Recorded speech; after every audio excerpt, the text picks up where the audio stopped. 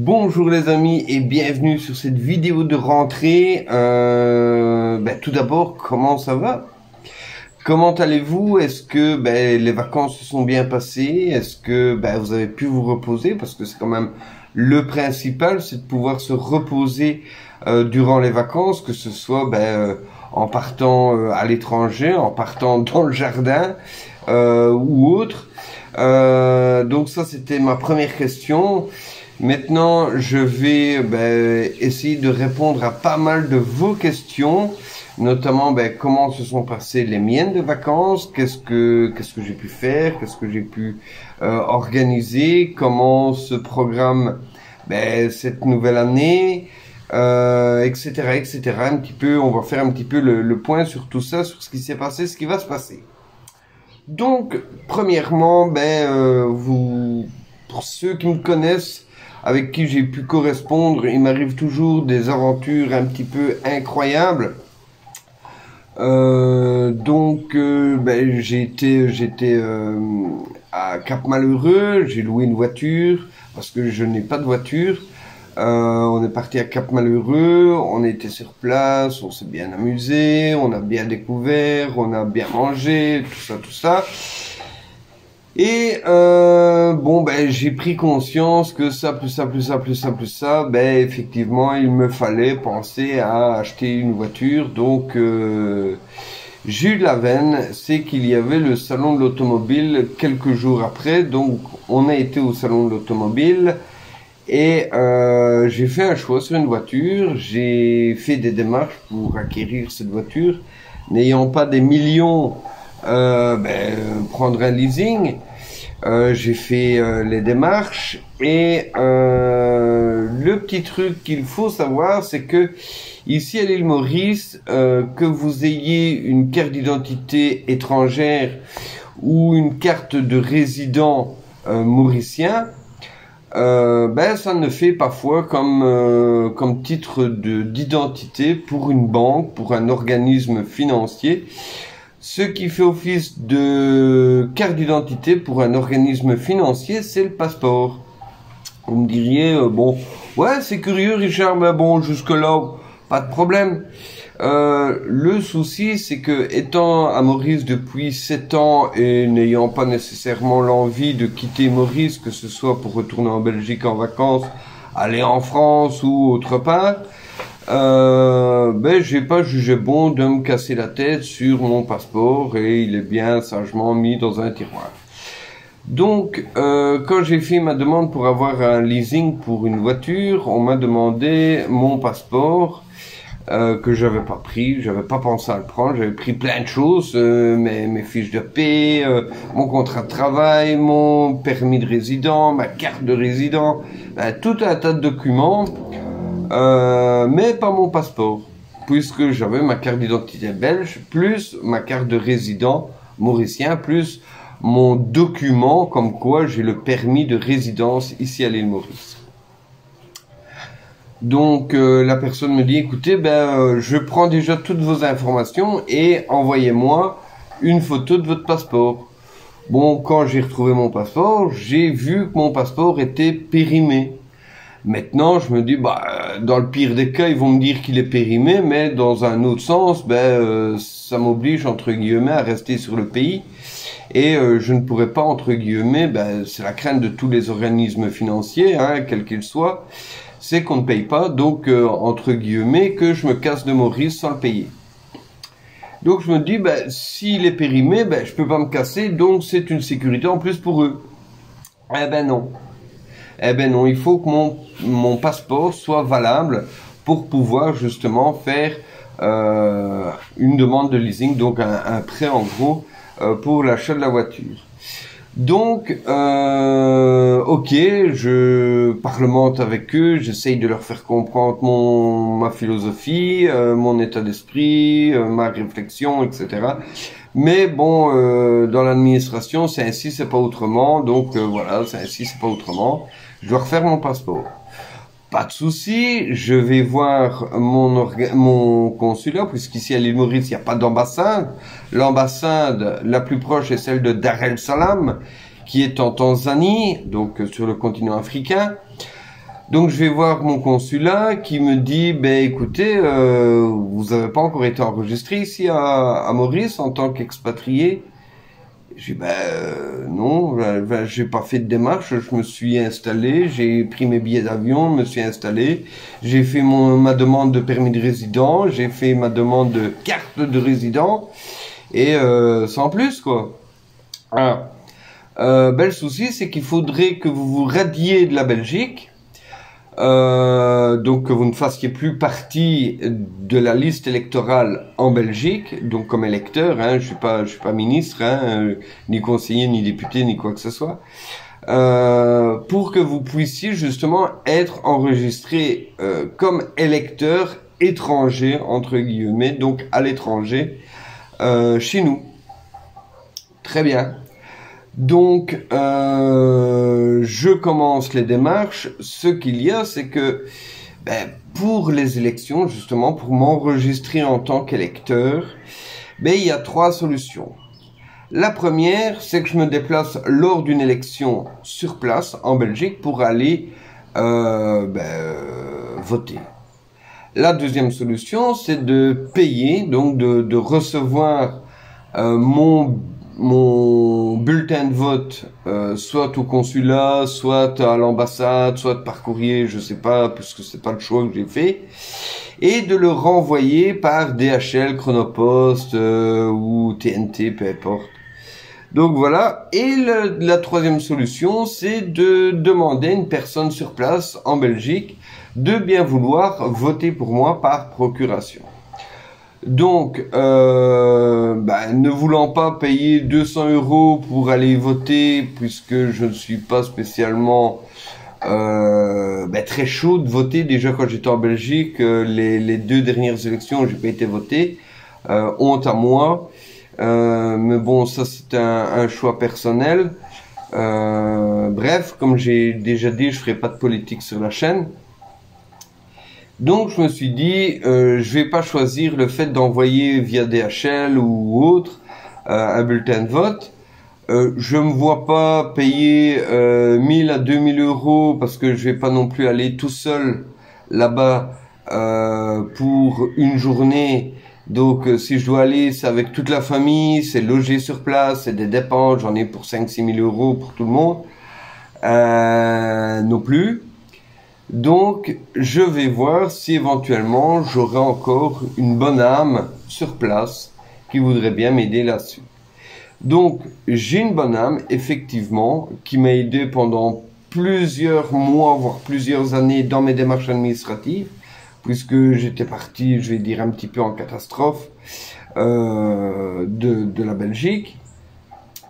Et donc, j'ai contacté cette personne-là par mail et je lui ai demandé si elle voulait bien remplir les documents que le consulat m'avait donnés pour pouvoir justement m'enregistrer comme électeur. Bon, cette personne-là, ici pour l'heure, ne m'a pas encore répondu, c'est pas un gros problème.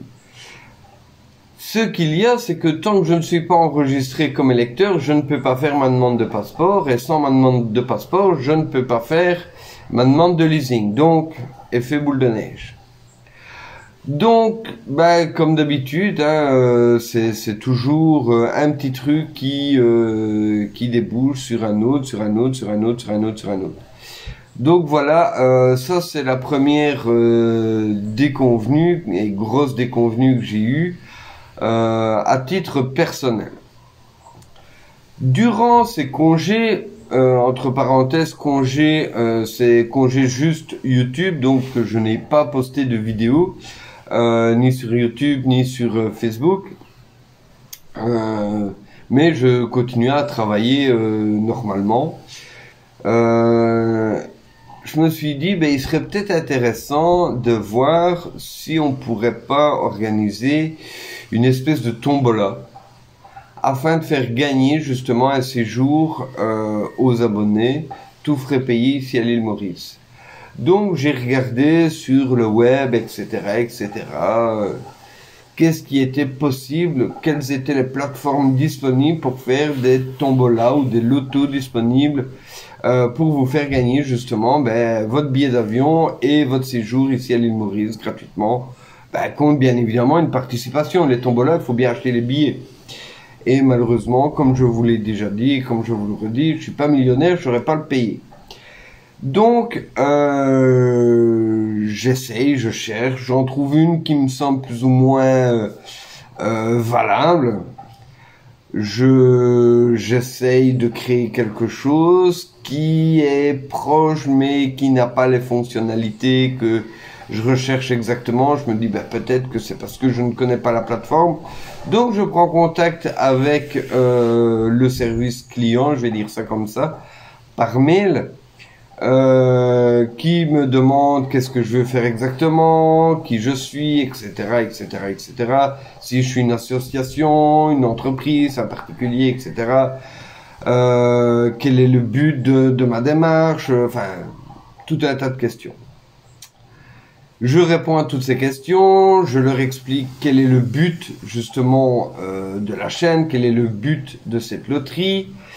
Et en finalité, ils m'ont répondu, en gros, au bout de 15 jours d'échange, écoutez, notre plateforme ne correspond pas à vos attentes, hein, on n'a pas les fonctionnalités, il serait peut-être bon de voir, en gros, ailleurs. Donc, un coup d'épée dans l'eau, 15 jours de perdu pour rien. Donc, n'ayant pas trouvé d'autres alternatives pour l'instant, je ne peux pas vous proposer cette loterie. Si certains d'entre vous ont déjà pu participer ou organiser des lotos en ligne, n'hésitez pas, si vous avez des idées justement afin de pouvoir mettre ce système en place, n'hésitez pas, partagez-moi, que ça soit dans les commentaires, que ça soit via la page, via mon adresse mail, peu importe, parce que là pour l'instant je suis à court d'idées pour pouvoir organiser ça. Quoi d'autre? Je me suis dit qu'il était peut-être aussi intéressant de vous mettre entre guillemets en place un site internet. J'ai pas d'autres mots, de vous partager à travers un site internet justement ce que je peux faire, ce que je peux vous proposer pour la chaîne. Voilà, ou à travers la chaîne. Donc je me suis permis de vous créer un petit site internet. Bon, je n'ai pas pris de nom de domaine parce que les noms de domaine, que ce soit Bienvenue à Maurice ou BAM, donc BAM pour Bienvenue à Maurice. BAM, apparemment, c'est une entreprise néerlandaise qui a pris son nom de domaine depuis des années. Donc, tant que la société fonctionnera, le nom de domaine sera pris. Et bienvenueamaurice.com est déjà réservé pour un site qui, je vais pas dire est vide, mais inactif. Donc voilà, je cherche encore, mais pour l'instant, payer 60 € par mois pour un site internet, enfin pour un nom de domaine, pour la gestion d'un nom de domaine, pour héberger exactement un nom de domaine, je peux pas me le permettre. Donc moi je cherche un nom de domaine sur lequel je puisse l'avoir pour 1 €, 1,50 €, 2 € maximum par mois. Autre problème, j'ai oublié de vous le dire effectivement par rapport à ce petit point, c'est que ici à l'île Maurice, les hébergeurs, que ce soit Yonos, One and One et autres, ne reconnaissent pas l'île Maurice dans les choix des pays qu'ils proposent. Donc vous pouvez enregistrer un nom de domaine en étant au Burkina Faso, en étant au plein milieu du trou du cul du monde. Mais l'île Maurice n'en fait pas partie. Vous pouvez être au Yémen, vous pouvez être à Mayotte, vous pouvez être à La Réunion, à Madagascar, au Zimbabwe, peu importe le pays, à Honolulu, bref. Mais l'île Maurice n'en fait pas partie. Donc est-ce que c'est parce que c'est trop petit? Est-ce que c'est pour une autre raison, une raison économique, parce que on est entre guillemets sous-développé? Je ne sais pas. Je ne sais pas. Toujours étant que depuis l'île Maurice, je ne sais pas enregistrer un nom de domaine. Donc voilà, je ne sais pas comment les autres entreprises font, mais moi en tant que public particulier, j'ai pas trouvé de solution. Donc voilà.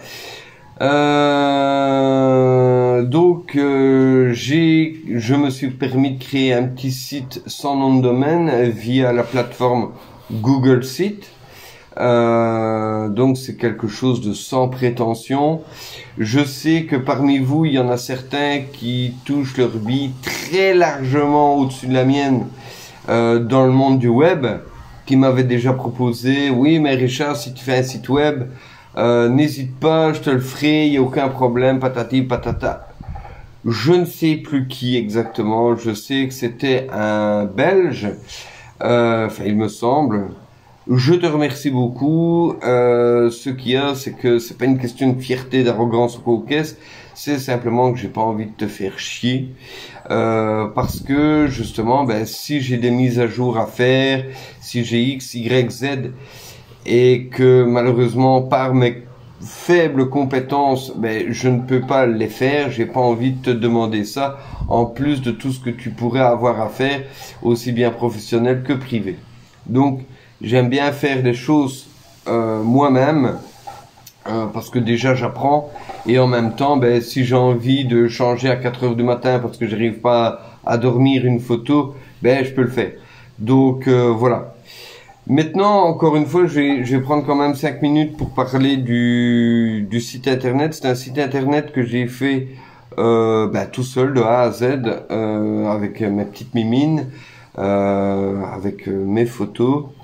C'est des choses que j'ai faites très simplement, le plus simplement possible, puisque Google Site, ben, c'est pas WordPress. Donc c'est vraiment quelque chose qui est accessible pour tous. C'est gratuit, hormis bien évidemment, ben, si vous voulez un nom de domaine. Sinon c'est gratuit.